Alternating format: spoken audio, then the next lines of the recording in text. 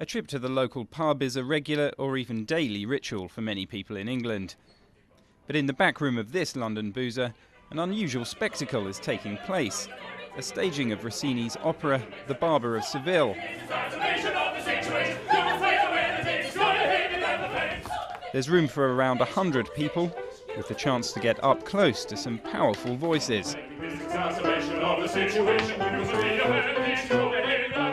What's more, it can all be enjoyed for £15, though a beer will cost you extra. You're never more than, say, 10 or 15 metres away from a singer.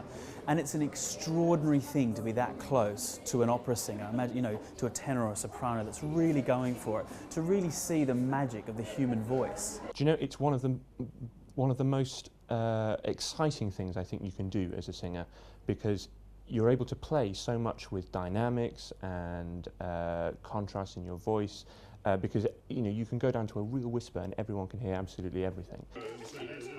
The quirky interpretation of the famous opera matches the surroundings. An hour's been cut from the running time, and there's plenty of broad humour.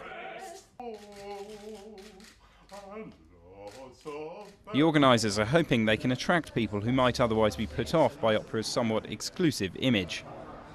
When a lot of these operas were written, especially the older ones, people didn't watch them in the same way. They didn't sit still in the theatre for hours and hours and hours. They'd be in the theatre and then they'd leave and get a drink and come back. So actually, either we need to start people behaving improperly and getting them to leave and catcall and whatever again, or you have to have shorter operas. The theatre at the King's Head has become London's first new opera house in 40 years. It's also a forum for young singers to launch their careers, before perhaps making it to some of the world's great stages, like the one a few miles across town at the Royal Opera House. Efforts are also underway here to bring in new fans. We're trying to create contemporary opera down in our Limbury Studio Theatre, our smaller space, which is more intimate, which is more immediate, which appeals to a more diverse contemporary audience.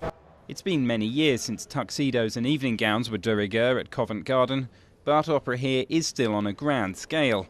And while it doesn't yet have royal patronage, some may find the intimate setting of the King's Head more to their liking.